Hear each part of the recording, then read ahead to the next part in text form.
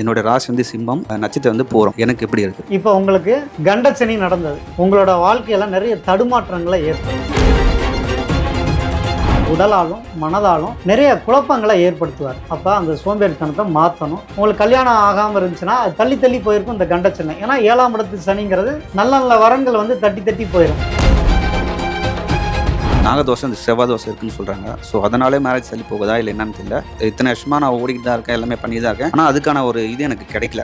So அது என்ன reason, அது எதனால்? இப்போ நம்ம எந்த பக்கம் யூடியூப் திறந்தாலுமே வந்து பார்த்தீங்கன்னா சிம்ம ராசிக்குன்னு ஒரு மீம்ஸ் போட்டு இப்போ அஷ்டம சனின்னு சொல்லி அஷ்டம சனி கண்ட சனின்னு போட்டு பயங்கரமாக பயப்படுத்துறாங்க. ஸோ எப்போ கல்யாணம் ஆகும், ஒர்க்கில் அடுத்து நம்ம எப்போ வந்து எனக்கு நிலையாக ஒரு இது கிடைக்கும் அப்படிங்கிறத கொஞ்சம் சொல்லுங்கள். நம்ம வந்து நம்ம சொல்லி தான் மற்றவங்க நடக்கணுங்கிற அளவுக்கு உங்களுக்கு இயல்பான குணம் உண்டு. ஆனால் இந்த கண்டச்சனி காலங்களில் அது அப்படியே டோட்டலாக மாறிடும். உங்களோட திறமைகளுக்கான அங்கீகாரம் கிடைக்காது. அதுக்கு நீங்கள் போராடினீங்கன்னா கண்டிப்பாக சனி பகவான்கிறது உழைக்கிறவங்களுக்கு வெற்றி கொடுப்பார். கண்டிப்பாக நாகதோஷம் இருக்க பொண்ணு தான் நம்ம கல்யாணம் பண்ணணுமா இல்லை வந்து அதர் இது நம்ம பண்ணலாமா? ஸோ அது ஒரு டவுட் இருக்குது. 27க்கு மேலே ஆயிட்டாவே அந்த தோஷங்கள். எனக்கு வந்து என்ன கோயிலுக்கு போகலாம், என்ன பரிகாரம் பண்ணலாம் அப்படிங்கிற ஒரு விஷயம். சில தேர்ந்தெடுத்த கோயில்களுக்கு நம்ம அனுப்பிச்சு வைக்கிறோம். எதனால அப்படின்னா, இப்போ ஒரு 7.5 சனி நடக்குது, ஒரு அஷ்டம சனி நடக்குது, அர்த்தாஷ்டம சனி நடக்குது, கண்டச்சனி நடக்குதுன்னா மனக்குழப்பங்கள் அதிகமாக. 27 ஒரு நல்ல பொண்ணு வந்துச்சு, நானும் அப்பயே முடிச்சிருக்கலாம். நான் வந்து தேவையில்லாமல் என் குடும்ப சுமை இருக்குது, அல்லது எனக்கு கடன் இருக்குது, எனக்கு இந்த பிரச்சனை இருக்குது அப்படின்னு நீங்கள் ஒவ்வொன்றா தள்ளி போட்டிருப்பீங்க. பொதுவாகவே குலதெய்வ கோயில்களுக்கு நம்ம போக சொல்கிறோம். ஏன் நம்ம குலதெய்வ கோயில்களுக்கு போக சொல்கிறோன்னா, முன்னோர்கள் இறந்த இடத்துல அவங்கள வந்து இறந்ததை புதைச்சி அந்த இடத்துல வேல் குத்தி வைக்கிறது வந்து நம்ம இந்த மண்ணோட மனிதர்களோட பழக்கம். கோடீஸ்வரன் ஆகிறதுக்கு ஒரு பெரிய சிறப்பான பரிகாரம் எதுனா குலதெய்வ வழிபாடு தான். அதுவும் குறிப்பிட்ட என் பேர் வந்து பிரகாஷ், நான் வந்து சேலத்துலேருந்து வரேன். என்னோட ராசி வந்து சிம்மம், நட்சத்திரம் வந்து பூரம். எனக்கு எப்படி இருக்குது? பூர நட்சத்திரம், சிம்ம ராசி. இப்போ உங்களுக்கு கண்டச்சனி நடந்தது. பொதுவாகவே கண்டச்சனி அப்படின்னா உங்களோட வாழ்க்கையில் நிறைய தடுமாற்றங்களை ஏற்படுத்தும். ஏன்னா அவர் 7ஆம் இடத்துல சனி இருந்து ராசியை பார்ப்பார். அப்போ உடலாலும் மனதாலும் நிறைய குழப்பங்களை ஏற்படுத்துவார். எப்பயுமே சனி சந்திரனை பார்க்குது அப்படின்னா, சந்திரன்கிறது மனநிலை உடல்நிலையை குறிக்கக்கூடிய கிரகம். அப்போ அதை சனி பார்க்கும் பொழுது உங்களுக்கு ஒரு மந்தத்தன்மை இருந்துச்சுன்னா சுறுசுறுப்பாக்குவார். அப்போ ஒரு வேலையில் தடை ஏற்பட்டாதான் சுறுசுறுப்பாவீங்க. இல்லை நீங்கள் சோம்பி படுத்து கிடப்பீங்க. அல்லது நம்ம இன்னைக்கு செய்யலாம்னு நினைக்கிற காரியத்தை தள்ளி போடுவீங்க. அப்போ தள்ளி போட்டிங்க அப்படின்னா உங்களோட காரியம் சித்தி ஆகுமா? ஆகாது. அப்போ அந்த சோம்பேறித்தனத்தை மாற்றணும். நமக்கு நிறைய நெருக்கடிகள் வர ஆரம்பிக்கும். இப்போ உங்களுக்கு கல்யாணம் ஆகாமல் இருந்துச்சுன்னா அது தள்ளி தள்ளி போயிருக்கும் இந்த கண்டச்சனை. ஏன்னா 7ஆம் இடத்து சனிங்கிறது நல்ல நல்ல வரங்கள் வந்து தட்டி தட்டி போயிடும். இல்லை உங்களுக்கு அந்த திருமணத்து மேலே நாட்டம் இல்லாமல் போயிடும். அப்போ உங்களுக்கு அந்த நாட்டத்தை இந்த சனி விலகுனதையும் கண்டிப்பாக அவங்களுக்கு ஒரு நன்மையை செய்வார். அதான் வந்து நடக்கும். அதான் நீங்கள் சொல்கிற மாதிரி தான் வந்து இப்போ வந்து எனக்கு நாகதோஷம், இந்த செவ்வாய் தோசை இருக்குன்னு சொல்கிறாங்க. ஸோ அதனாலே மேரேஜ் தள்ளி போகுதா இல்லை என்னன்னு தெரியல. இன்னொன்று நீங்கள் சொல்கிற மாதிரி தான் வந்து பார்த்தீங்கன்னா, நான் நிறையா ஒர்க் பண்ணுறேன், எல்லாம் பண்ணுறேன். ஆனால் அதுக்கான இது வந்து எனக்கு இன்னும் அங்கீகாரம் கிடைக்கல. ஸோ இத்தனை வருஷமாக நான் ஓடிக்கிட்டு தான் இருக்கேன், எல்லாமே பண்ணி தான் இருக்கேன். ஆனால் அதுக்கான ஒரு இது எனக்கு கிடைக்கல. ஸோ அது என்ன ரீசன், அது எதனால்? இவர் சொன்ன மாதிரி தான் வந்து இப்போ நம்ம எந்த பக்கம் யூடியூப் திறந்தாலுமே வந்து பார்த்தீங்கன்னா சிம்ம ராசிக்குன்னு ஒரு மீம்ஸ் போட்டு இப்போ அஷ்டம சனின்னு சொல்லி அஷ்டம சனி கண்ட சனின்னு போட்டு பயங்கரமாக பயப்படுத்துறாங்க. ஆல்ரெடி வந்து நம்ம அதான் சொன்னால இருக்கும். ஸோ இதை பார்க்கும்போது 2025 இப்படி தான் இருக்குமா அப்படின்னு சொல்லி ஒரு இது வருது. ஸோ எப்போ கல்யாணம் ஆகும், ஒர்க்கில் அடுத்து நம்ம எப்போ வந்து எனக்கு நிலையாக ஒரு இது கிடைக்கும் அப்படிங்கிறத கொஞ்சம் சொல்லுங்கள். பொதுவாகவே சிம்மராசினா ஒரு கர்ஜனையோட நம்ம வந்து நம்ம சொல்லி தான் மற்றவங்க நடக்கணுங்கிற அளவுக்கு உங்களுக்கு இயல்பான குணம் உண்டு. ஆனால் இந்த கண்டச்சனி காலங்களில் அது அப்படியே டோட்டலாக மாறிடும். உங்களோட எந்த ஒரு உபதேசமும் யாரும் கேட்க மாட்டாங்க. உங்களோட திறமைகளுக்கான அங்கீகாரம் கிடைக்காது. ஏன்னா அது வந்து சனி அந்த 7ஆம் இடத்துலேருந்து உங்கள் ராசியை பார்க்குறாரு. அப்போ உங்களோட மனத்தை குழப்பணும் அப்படின்னா என்ன, உங்களை தப்பாக சொல்லணும் அல்லது உங்கள் சம்மந்தப்பட்ட விஷயங்களில் நீங்கள் நினச்சது தவறி போகணும். அப்போ தான் உங்களுக்கு குழப்பம் ஏற்படும். அந்த குழப்பத்தை தான் சனி பகவான் வந்து செஞ்சார். அந்த குழப்பம் கூட என்னன்னா, என்றைக்குமே வந்து நாரதர் கழகம் நன்மையில் முடியும்னு சொல்லுவாங்க. அது மாதிரி உங்களோட குழப்பங்களை தெளிவுபடுத்துறதுக்காக தான் உங்களுக்கு இந்த மாதிரி சோதனைகளை இந்த கண்டச்சனி காலங்களில் கொடுத்தாரு. பொதுவாக நீங்கள் சொன்னீங்க கல்யாணம் அப்படின்னா லேட் ஆகுது அப்படின்னா, பொதுவாகவே கல்யாணம் லேட் ஆகிறதுக்கு என்ன காரணம் அப்படின்னு பார்த்தீங்கன்னா, செவ்வாய் தோஷம், நாகதோஷம், களத்திர தோஷம் அப்படின்னு தொடர்ந்து தோஷங்கள் இருக்க தான் காரணம். ஒரு செவ்வாய் தோஷம் இருக்குது அப்படின்னா தாமதமாக திருமணம் பண்ணிக்கணும். அதுதான் வந்து உங்களுக்கு நல்லது. ஏன்னா நீங்கள் உங்களோட கேரக்டர் எப்படி இருக்குன்னா, ஒரு விஷயத்த உடனே இமீடியட்டாக எனக்கு கிடைக்கணும்னு நினைப்பீங்க. இப்போ ஒரு கல்யாணம் பண்ணியிருந்து தண்ணி எடுத்துகிட்டு வா அப்படின்னு நீங்கள் சொல்கிறீங்கன்னு வைங்களேன், கொஞ்சம் லேட்டாக எடுத்துட்டிங்கன்னா அப்படியே விட்டுறீங்க. என்ன சொன்ன நீ வரமாட்டியா அப்படின்னு உங்களுக்கு இயல்புலேயே அந்த கோவம். ஏன்னா அந்த சிம்மராசி அதே நேரம் வந்து செவ்வாய் தோஷங்கிறது வந்து சுருன்னு கோவம் வரும், முன்கோவத்தை ஏற்படுத்தும். அப்போ உங்களுக்கு சின்ன வயசில் கல்யாணம் பண்ணி வச்சா உங்களுக்கு அந்த திருமண வாழ்க்கையோட சரியான ஒரு இது உங்களுக்கு புரிதல் இருக்காது. ஏன்னா விட்டு கொடுக்கறது தான் வந்து குடும்ப வாழ்க்கைக்கு ரொம்ப முக்கியம். அடுத்து ஒரு கல்யாணம் பண்ணுறதுக்கு முன்னாடி அந்த பொண்ணு நேற்று வரைக்கும் ஒரு வீட்டில் இருந்திருக்கும். அங்கே அவங்க குடும்பத்தில் எப்படி ட்ரீட் பண்ணியிருப்பாங்கிறது உங்களுக்கு தெரியாது. அவங்க அடுத்த நாள் உங்கள்கிட்ட வந்தோடனையும் அப்படியே டோட்டலாக மாறணும்னு எதிர்பார்க்க முடியாது. அப்போ டோட்டலாக எப்படி மாறுவாங்க? நீங்களாக இருந்தாலும் இன்னொரு வீட்டுக்கு போனே ஒரு கூச்சம் இருக்கும்ல, புதுசாக ஒரு வீட்டுக்கு போனீங்கன்னா கண்டிப்பாக. அப்போ அங்கே வந்து நீங்கள் பழகிறதுக்கு கொஞ்சம் டைம் வேணும்ல. ஒரு 6 மாதமாவது நம்ம அந்த குடும்பத்தை நம்ம ஒவ்வொருத்தராக இவங்க கேரக்டர் இப்படி இருக்கும், மாமனார் இப்படி இருப்பார், மாமியார் இப்படி இருக்கும், நாத்தனார் இப்படி இருப்பாங்க, இல்லை நம்ம கணவர் இப்படி இருப்பார் அப்படின்னு அவங்களுக்கு முதல்ல பிடிக்கணும்ல. முதல்ல நீங்கள் அவங்களுக்கு பிடிக்கிற மாதிரி நடந்துக்கணும். பொதுவாக என்னன்னா ஒரு நம்பிக்கை வேணும். இவனை நம்பி ட்ராவல் பண்ணலாமா வேணாமாங்கிற கேள்வி ஒவ்வொரு பெண்ணுக்குமே இருக்கும். அப்போ அவங்களுக்கு வந்தவங்களுக்கு நீங்கள் நம்பிக்கை கொடுக்கணும். அந்த நம்பிக்கையை இந்த சின்ன வயசில் உங்களுக்கு அது கொடுக்க முடியாது. ஏன்னா உங்களுக்கு அதை பற்றி தெரியாதுல்ல. முன்னாடியெல்லாம் பெரியவங்க இருந்தாங்க, உங்களுக்கு எந்த பிரச்சனைனாலும் கூட இருக்க தாத்தா பாட்டியோ வந்து உங்களுக்கு இப்படி தாண்டா என் முன்னாடி திட்டினா, இப்படி தான் என் புருஷன் வந்து திட்டினாரு, சண்டை வராமல் எந்த குடும்பமும் இருக்காது, இப்படி உங்களோட கோப தாபங்களை அடக்கிறதுக்கு அட்வைஸுங்கிற பேரில் வந்து பெரியவங்க கூட இருந்து சப்போர்ட் பண்ணாங்க. இன்றைக்கி அந்த இது வந்து உடஞ்சிருச்சு. அதனால் நீங்கள் என்னென்னா எல்லா டிசிஷனுமே நீங்கள் எடுக்க வேண்டியது. இப்போ பொண்ணு பார்க்குறதே பார்த்தீங்கன்னா முன்னாடி வந்து ஒரு மாமா சொல்லுவார், ஒரு சித்தி சொல்லுவாங்க, இப்படி தாத்தா பாட்டி சொல்லுவாங்க, எப்போ அந்த பொண்ணு இருக்குது நீ வந்து கட்டிக்க, இப்படி மாறி மாறி சொல்லிக்கிட்டு இருந்த ஒரு வழக்கம் இருந்தது. அது இப்போதைக்கு இல்லை. இப்போ நீங்கள் உங்களுக்கு பொண்ணு பார்க்குறதா உங்கள் அப்பா அம்மா தான் பார்க்கணும். அவங்க வந்து அவங்களோட உடல்நிலையை பார்ப்பாங்களா, இல்லை அவங்களோட பொருளாதாரம் நல்லா இருந்தால் பிரச்சனையெல்லாம் பண்ணுவாங்க. இப்போ அவங்களும் கஷ்டப்பட்டுட்டு இருந்தாங்கன்னா அவங்களுக்கு எப்படி பார்க்க முடியும்? அப்போ நீங்களே தான் உங்கள் வாழ்க்கையை முடிவெடுக்க வேண்டிய கட்டாயங்கிறது வருது. இது தனிநபர் வாழ்க்கையாக மாறிடுச்சு. அப்போ நீங்கள் இதே உங்கள் மனநிலை மாறி தான் இப்போ இருக்க பொண்ணுகளும் அதே மனநிலையில் வருவாங்க. ஸோ இதை நீங்கள் புரிதல் உண்டாக்குறதுக்காக தான் செவ்வாதோஷக்காரங்களும் தாமதமாக கல்யாணம் பண்ணுங்க அப்படின்னு சொல்லுவாங்க. சின்ன வயசில் கல்யாணம் பண்ணால் நம்ம கோவப்பட்டு போடின்னு சொல்லிடுவோம், அதுக்கெல்லாம் ஆத்திரப்பட்டு அவங்க போயிடுவாங்க. நீங்கள் ஒரு 23, அந்த பொண்ணுக்கு ஒரு 20 வருஷம் 21 வயசுனா மெச்சூரிட்டி இருக்காது, டக்குன்னு கிளம்பி போயிடுவாங்கல்ல. அப்போ குடும்ப வாழ்க்கை உங்களுக்கு சரியாக செட் ஆக முடியாத சூழ்நிலைகளை அது கொடுக்கும். அதுக்காக தான் இந்த செவ்வாதோஷம், நாகதோஷம், களத்திர தோஷம், காலசர்ப்ப தோஷம், பிதிர் தோஷம், இப்படி தோஷங்கள்ங்கிறது உங்களை பக்குவப்படுத்துறதுக்கான ஒரு ஸ்பேஸ் தேவைப்படுது. அப்போ அது நீங்கள் தாமதமாக உங்களுக்கு வந்தனால கண்டிப்பாக இந்த அஷ்டமச்சனியிலே உங்களுக்கு நல்ல இடத்துல கல்யாணம் ஆகும். நான் உங்களுக்கு இப்போ ஓரளவுக்கு உங்களுக்கு தெரிஞ்சிருக்கும்ல, இனிமேல் நம்ம கோவிச்சோம்னா பொண்ணு தர மாட்டாங்க, அல்லது வார பொண்ணை ரொம்ப கடிந்து பேசினோம்னா நம்ம அந்த பொண்ணு டக்குன்னு விலகி போயிடும் அப்படிங்கெல்லாம் உங்களுக்கு அனுபவ ரீதியாகவும் உங்களுக்கு பெண்களோட மனநிலையை புரிஞ்சுக்கக்கூடிய சூழ்நிலைகளை உங்களுக்கு இந்த காலங்களில் கொடுத்துருப்பாங்க. ஏன்னா பொதுவாக வந்து இந்த கண்டச்சனி காலங்களில் காதல் தோல்வி, அவங்களால வந்து அந்த ரிலேஷன்ஷிப்னால ஒரு பிரச்சனைகள், இப்படி தான் குடும்ப வாழ்க்கை இருக்குமோங்கிறத உங்களுக்கு லைட்டாக கண்ணில் காட்டியிருப்பார். ஸோ அதை வச்சு நீங்கள் கல்யாணம் பண்ணால் என்னன்னா காசு இருக்கிறவங்க கல்யாணம் பண்ணணும், மெயின் அதுதான். ஏன்னா வந்தோடனே என்ன செய்யும், எனக்கு ஏதாவது ஒன்று வாங்கி கொடுங்க அப்படின்னு கேட்கணும், இல்லாட்டி நீங்களாக குறிப்பறிந்து ஏதாவது வாங்கி கொடுக்கணும். அப்போ கல்யாணம் ஆகி ஒரு 90 நாள் நீங்கள் அவங்களுக்கு தேவையானதை செய்யணும். நீங்கள் வந்தோடனே பஞ்சப்பாட்டு பாடினா தெரிஞ்சு தானே கட்டினேன், அல்லது வந்து என்னோடய நிலைமையை நான் சொல்லி தானே கல்யாணம் பண்ணேன், இப்படியெல்லாம் நம்ம கேள்வி கேட்டால் வார பொண்ணு என்ன பண்ணும்?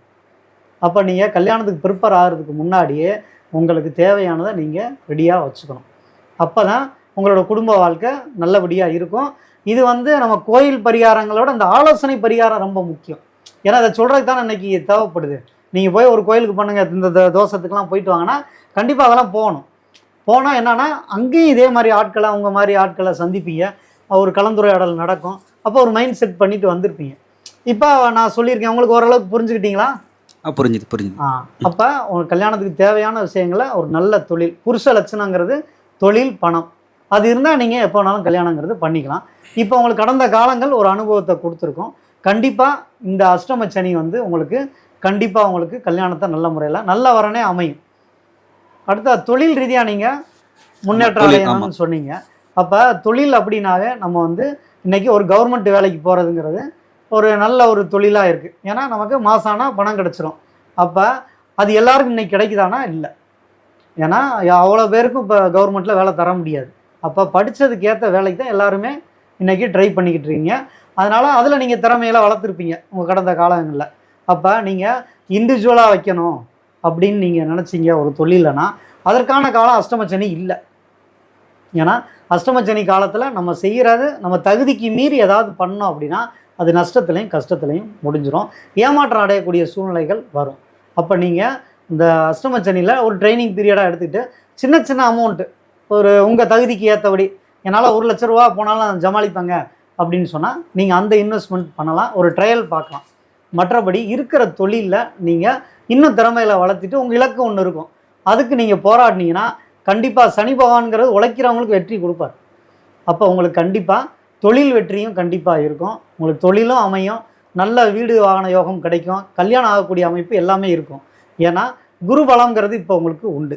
லாபஸ்தானத்துக்கு இப்போ பயிற்சி ஆகிறார். ஏன்னா கடந்த காலங்களில் 10ல் குரு வந்து பதவி பறிபோகும், தொழில் ரீதியாக தொல்லை வரும். இப்படி தான் வந்து இந்த வரக்கூடிய மே 14 வரைக்கும் உங்களுக்கு இருக்குது. அப்போ 11ஆம் இடத்துக்கு குரு போனனையும் உங்களுக்கு திருமணம், தொழில் அல்லது வருமானம், புதிய தொழில் இதெல்லாம் ஒரு நல்ல அமைப்பாக உங்களுக்கு வந்து சேரும். நீங்கள் நல்லா இருப்பீங்க. ஒன்று நீங்கள் அந்த பயங்கிறது உங்களுக்கு வேணாம். பொதுவாகவே இந்த யூடியூப் சேனல்களை பார்த்துட்டு அவங்க மிரட்டுறதை கண்டு நிறையா பயந்துக்கிட்டு இருக்காங்க. அதுக்கெல்லாம் சில குறிப்பிட்ட வயதுகள் இருக்குது. ஒரு எல்லாத்துக்குமே வந்து ஒரு அஷ்டமச்சனியாக இருக்கட்டும் அல்லது 7.5 சனியாக இருக்கட்டும், வாழ்நாளில் முதல்ல வரும் பொழுது தான் அந்த கஷ்டங்கள் அதிகமாக இருக்கும். ஒரு மெச்சூர்டாக ஒரு 30 இயர்ஸ் நியர் 27 வருஷத்துக்கு பிறகு வரக்கூடிய கண்டச்சனி, அஷ்டமச்சனி, அர்த்தாஷ்டம சனி, 7.5 சனி எல்லாமே ஒரு பக்குவப்படுத்தி ஒரு நன்மையை தான் கண்டிப்பாக செஞ்சுட்டு போவார். அதனால் நீங்கள் எந்த கவலையும் படாதீங்க. ஆனால் இன்னும் ஒரு சின்ன டவுட். இப்போ என்னென்னா எனக்கு நாகதோஷங்கனால அதே நாகதோஷம் இருக்க பொண்ணு தான் பார்க்கணுமா, இல்லை வந்து வேறு யாரையும் நம்ம கல்யாணம் பண்ணலாமா? ஏன்னா அது ஒரு டவுட் இருந்துகிட்டே இருக்குது. இப்போ எங்கள் வீட்டில் வந்து நாகதோஷம் இருக்க பொண்ணையே பார்த்துட்டு இருக்காங்க. அந்த பொண்ணுங்களாம் நமக்கு கிடைக்கல. ஸோ நாகதோஷங்கிறது கம்மியாக பொண்ணுங்க இருக்கிறதுனால அது கிடைக்கல. ஸோ அதனால் நம்ம தேடிகிட்டே இருக்கோம். கண்டிப்பாக நாகதோஷம் இருக்க பொண்ணு தான் நம்ம கல்யாணம் பண்ணுமா, இல்லை வந்து அதர் இது நம்ம பண்ணலாமா? ஸோ அது ஒரு டவுட் இருக்குது. ஸோ அது கொஞ்சம் சொன்னீங்கன்னா நல்லாயிருக்கும். நீங்கள் ஒரு சரியான கேள்வியை தான் நீங்கள் கேட்டிருக்கீங்க. பொதுவாகவே கல்யாணம் லேட் ஆகிற எல்லாருக்குமே செவ்வாதோஷம், நாகதோஷம், காலசர்ப்ப தோஷம், அந்த தோஷம் இந்த தோஷம்னு சொல்லி ரொம்ப ஒரு குழப்பத்தை ஏற்படுத்துகிறாங்க. ஒருத்தர் செவ்வாதோஷம் இருக்கவங்க செவ்வாதோஷ ஜாதகத்தை சேர்க்கணும் அப்படின்னு இப்படியெல்லாம் ஒரு குழப்பம் வந்துக்கிட்டே இருக்குது. அந்த குழப்பம்லாம் ஒன்றுமே தேவையில்லை. நீங்கள் ஏன்னா அந்த ஏஜை கடந்துட்டீங்க. ஒரு 27க்கு மேலே ஆயிட்டாவே அந்த தோஷங்கள் திருமணத்தை தாமதம் செய்யக்கூடிய தோஷங்கள் மட்டுமே நம்ம சொல்கிற அத்தனை தோஷமுமே. அதனால் ஆல்ரெடி 27, 29 ஆகிட்டாவே நீங்கள் எந்த தோஷத்தை பற்றியும் கவலைப்பட வேணாம். ஏன்னா அதுக்கேற்றபடி தான் வரும். பெண்களுக்கும் 23 வயசுக்கு மேலே அந்த தோஷம் உள்ள ஜாதகம் தான் வரும். நீங்கள் அது பார்க்க வேண்டியதே இல்லை. 23க்கு மேலே இருக்கா, தாராளமாக நீங்கள் ஓகே சொல்லலாம். இதுதான் ஒரு தடையாக இருக்குன்னு நீங்கள் நினைக்க வேணாம். கண்டிப்பாக அதை பார்க்காதீங்க, நல்லபடியாகவே அமையும். பார்க்குற எல்லா இடத்துலையும் ஜாதகத்துக்கான நாகதோஷம் இருக்க பொண்ணே வந்து பாருங்கள் அப்படிங்கிற மாதிரி சொன்னனால இப்போ அந்த மாதிரி தான் பார்த்துட்டாங்க. ஸோ இப்போ நீங்கள் சொன்னதுனால நம்ம வேறு எதுவும் பார்க்குறோம். இன்னொன்று வந்து எனக்கு வந்து என்ன கோயிலுக்கு போகலாம், என்ன பரிகாரம் பண்ணலாம் அப்படிங்கிற ஒரு விஷயம் மட்டும். ஏன்னா இது வரைக்கும் நான் எங்கள் கோயிலுக்குலாம் அதிகமாக நான் போகிறதில்ல. ஸோ அதனால் நான் இப்போ கேட்குறேன், அது எங்கே போனால் என்ன ஆகும்னு சொல்லிட்டு. நான் லாஸ்ட்டாக ஒரே டைம் மட்டும் ஜோதிடர் சொன்னான்னு சொல்லி காலாஸ்திரி மட்டும் நான் போயிட்டு இருந்தேன். வேறு என்ன பண்ணலாம் அப்படின்னு சொல்லி அதுவும் சொன்னீங்கன்னா, அதுக்கும் தொழிலுக்கும் என்ன பண்ணலான்னு சொன்னீங்கன்னா அது போதும் எனக்கு. பரிகாரம் அப்படின்னாவே ஒவ்வொரு தோஷத்துக்கும் ஒரு கோயிலில் சொல்கிறாங்க. நம்ம தமிழ்நாட்டை பொறுத்த வரைக்கும் நிறைய கோயில்கள் இருக்குது. ஆனால் நம்ம சில தேர்ந்தெடுத்த கோயில்களுக்கு நம்ம அனுப்பிச்சு வைக்கிறோம். எதனால் அப்படின்னா, இப்போ ஒரு 7.5 சனி நடக்குது, ஒரு அஷ்டம சனி நடக்குது, அர்த்தாஷ்டம சனி நடக்குது, கண்டச்சனி நடக்குதுன்னா மனக்குழப்பங்கள் அதிகமாக இருக்கும். ஸோ அதுக்காக உங்களுக்கு பக்கத்தில் எது வந்து சனி பகவான் கோயில் இருக்குது, ஆஞ்சநேயர் கோயில் எது இருக்கோ, அல்லது திருநள்ளாறு ஒரு தடவை போயிட்டு வாங்க, சனீஸ்வர பகவானுக்கு போயிட்டு வாங்க, திருக்கொள்ளிக்காடு போயிட்டு வாங்க. இப்படி பக்கத்தில் இருக்க சனி கோயிலுக்கோ, ஆஞ்சநேயர் கோயிலுக்கோ, விநாயகர் கோயிலுக்கோ உங்களை அனுப்புறது வழக்கம். அதாவது ஒரு பிரச்சனை உள்ளவங்கள ஒரே இடத்துல அனுப்புறது அதோட கான்செப்ட்.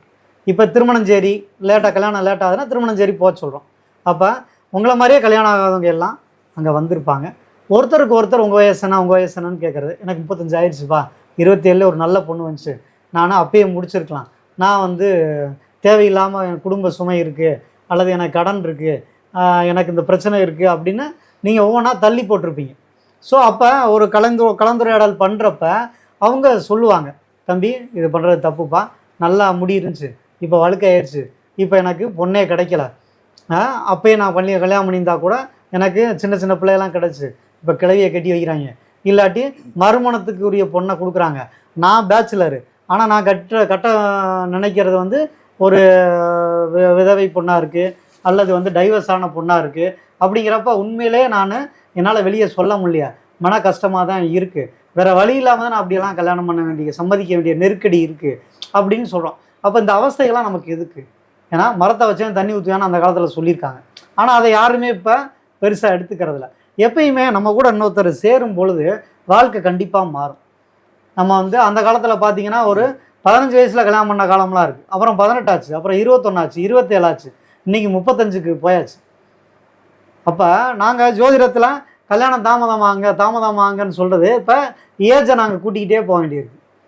பொண்ணுங்கள்லாம் வயசுக்கு வராதுக்கு முன்னாடி ஒரு காலத்தில் கல்யாணம் பண்ணி வச்சாங்க, அதுக்கப்புறம் வயசுக்கு வந்த பிறகு கல்யாணம் பண்ணி வச்சாங்க, அப்புறம் 21 வயசுனாங்க, அதுவே பெரிய வயசு, 21 கல்யாணம் ஆச்சுன்னா காலம்லாம் இருக்குது. இப்போ 23, 25, 27 ஆயிடுச்சு, மினிமம் 27ங்கிற அளவுக்கு பெண்களுக்கும் வந்துருச்சு. அப்போ நம்ம ஒரு கலாச்சாரத்தை நம்மளே உடைக்கிறோம். பண தேவை அப்படின்னு நம்மளே ஏமாற்றிக்கிறோம். ஏன்னா நமக்கு எப்பயுமே பண தேவை இருந்துக்கிட்டே தான் இருக்கும். உங்களுக்கு 1 கோடி ரூபா கொடுத்தா கூட ஒரு வீடு வாங்கினாவே அந்த 1 கோடி ரூபா தீர்ந்து போயிடும். அப்போ மேற்கொண்டு நமக்கு பணம் வேணும், இப்போ வீடு வாங்கிட்டோம், ஒரு கார் வேணும், அது நம்ம ஆசைகள் தேவைகள் கூட்டிக்கிட்டே தான் போகும். அப்போ நீங்கள் அதுக்காக தள்ளி போட்டுக்கிட்டே இருந்தீங்கன்னா உங்கள் வயசு போயிடும். அப்போ வாழ்கிற வயசில் வாழணும், கற்பனைகளே நம்ம வாழ்ந்துக்கிட்டு இருக்க முடியாது.